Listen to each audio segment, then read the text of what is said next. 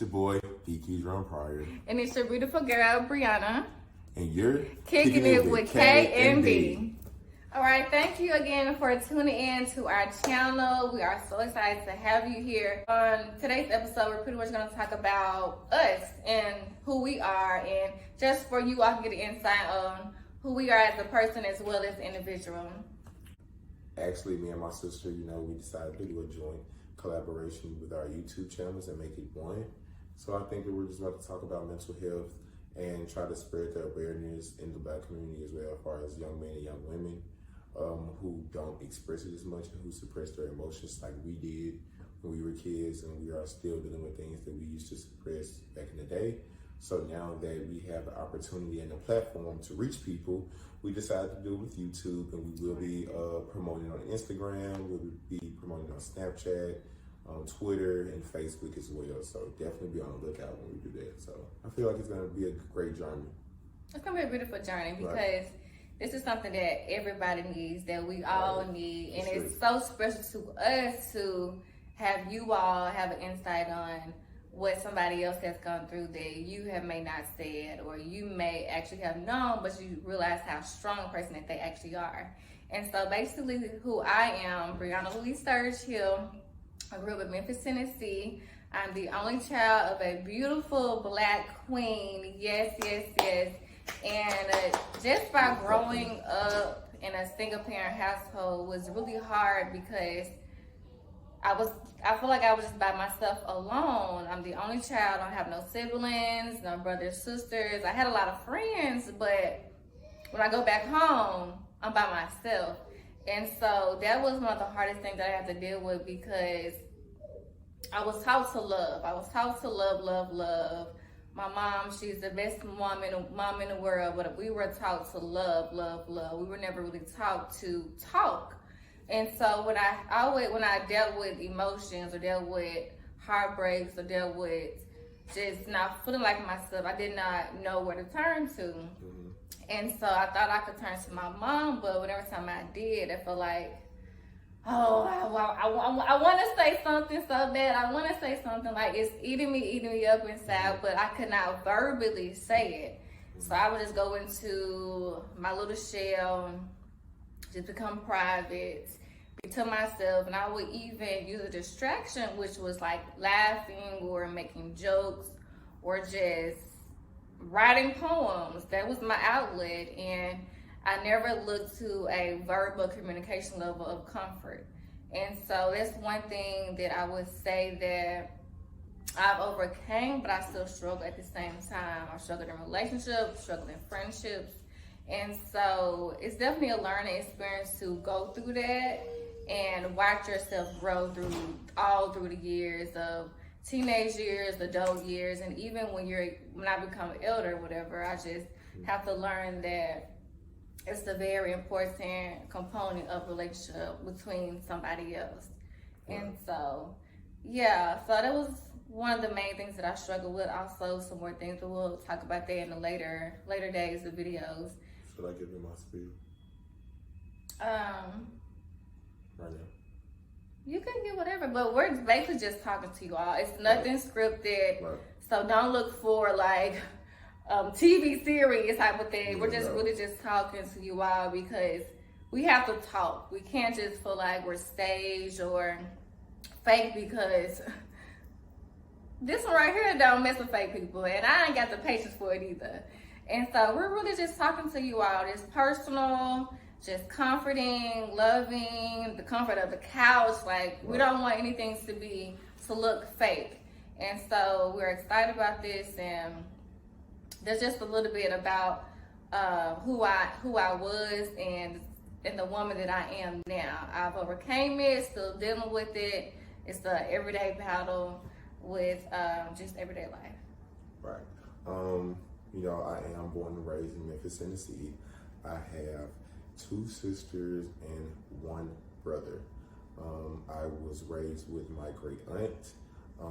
I was not less than fortunate to be living with my mother or my father, because my father was incarcerated and my mom just didn't have the necessity to see fit to like take care of her kids.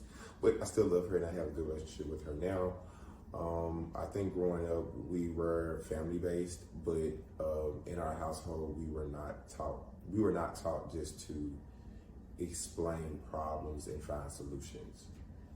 We were just really just say like, go talk to God and give it to God and everything. Right. I feel like we were very church-based people, and I feel like if we ever had a problem, or we talked about depression, or we talked about what was going on, it will kind of be almost, not say a joke, but basically just known as like give it to God, or something may be wrong with you. And that's not always the case that something is wrong. It's if you just want to express your feelings. So it's like, once I try to do that, I feel like I kind of like got closed down and shut off, because I was like, you know what, like, no, it's nothing wrong with me. I don't have a mental illness.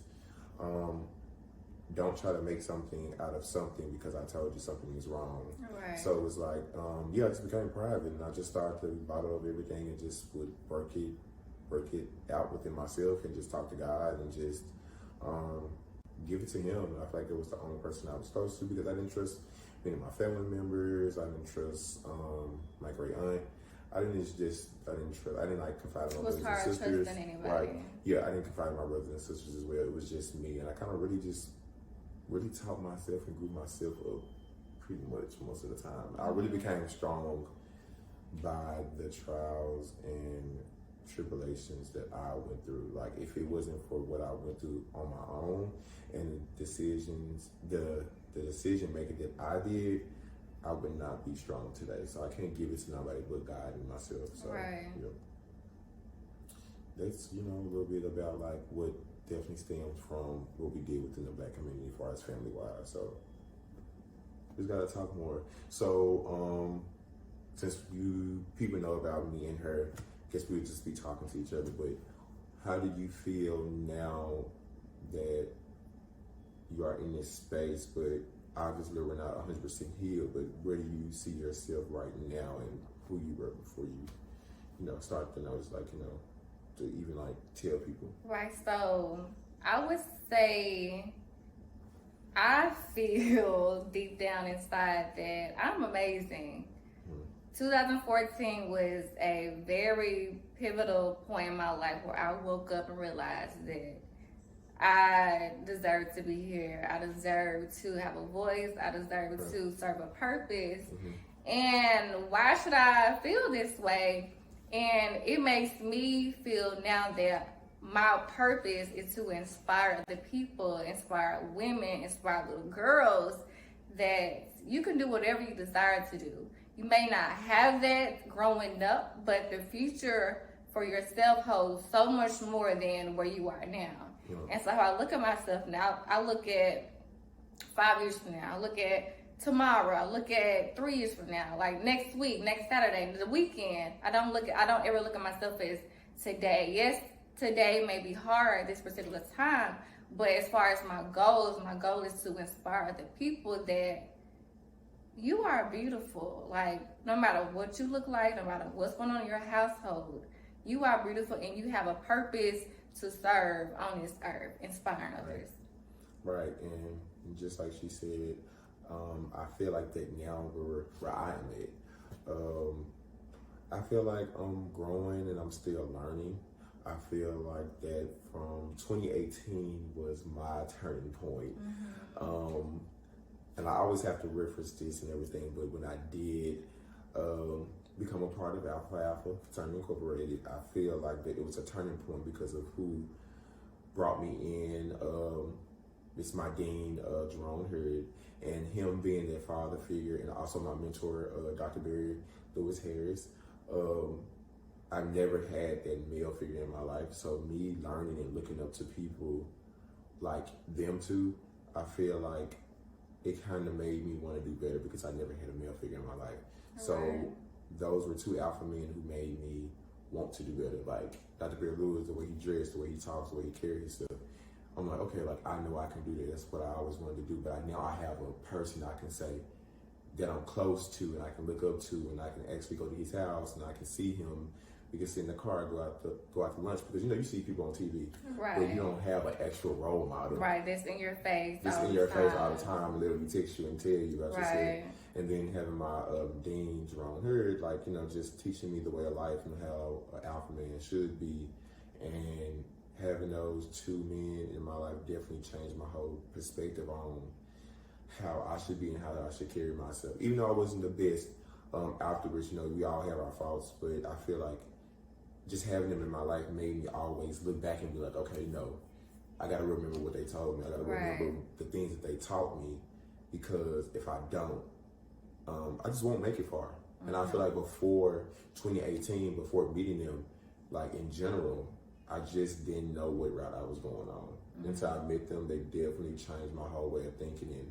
And to be honest, without them too, I definitely probably wouldn't be where I am today. So I really just have, God, Jerome, and also Dr. Vera Lewis. I feel like if it wasn't for those three people, I definitely feel like I probably wouldn't be here.